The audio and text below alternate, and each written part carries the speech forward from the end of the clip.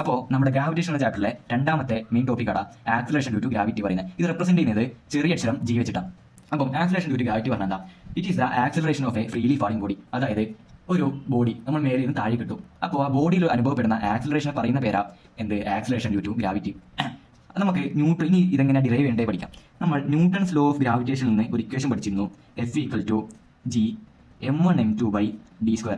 ഇപ്പോൾ ഞാൻ പറഞ്ഞില്ലേ, ഈ ആക്സിലറേഷൻ ഡ്യൂ ടു ഗ്രാവിറ്റി പറയുന്നത് മേലിൽ നിന്ന് താഴേക്ക് വന്ന ഒരു ബോഡിയിൽ ഉണ്ടാകുന്ന ആക്സിലറേഷൻ. ഇപ്പോൾ ഇത് എർത്ത് ആയിട്ട് സങ്കല്പിച്ചോ. ഇത് എർത്തിന്റെ മിഡിൽ പോർഷനിൽ നിന്നും സർഫേസിലേക്കുള്ള ഡിസ്റ്റൻസ് ആണ്. ഇത് വലിയ അക്ഷരം എം പറയുന്നത് മാസ് ഓഫ് എർത്ത്, ചെറിയ അക്ഷരം എം പറയുന്നത് താഴേക്ക് വന്ന ഒരു ഒബ്ജക്റ്റിന്റെ മാസം. ഇത് താഴേക്ക് പോകുന്നതായിട്ട് സങ്കല്പിക്കും. ഇപ്പോൾ F=G, ഈ M എന്ന് പറയുന്നത് വലിയ അക്ഷരം അല്ലേ, അതായത് മാസ് ഓഫ് എർത്ത് അല്ലേ. ചെറിയ അക്ഷരം എം പറയുന്നത് മാസ് ഓഫ് ബോഡി അല്ലേ. അപ്പോൾ G mm എന്ന് എഴുതി കൂടെ. ഈ ഡിസ്റ്റൻസ് പറയുന്നത് ഇതിന്റെ റേഡിയസ് അല്ലേ. അപ്പോൾ d² r² എടുത്തൂടെ. നമ്മളൊരു പാർട്ടി പഠിച്ചിരുന്നു. F=ma അല്ലേ.